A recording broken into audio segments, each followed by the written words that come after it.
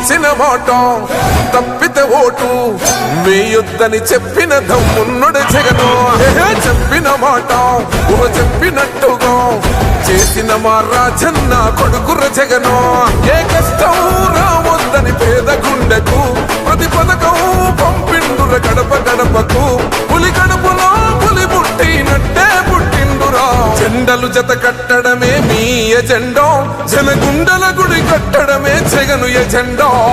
బలిరా బలి బలిరా బలిరా, పులి వెందులలో పుట్టిందా పులిరా.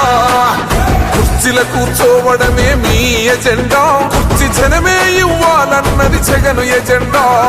బలిరా బలి బలిరా బలిరా, పేద బతుకుల మార్చినది ఆ పులిరా.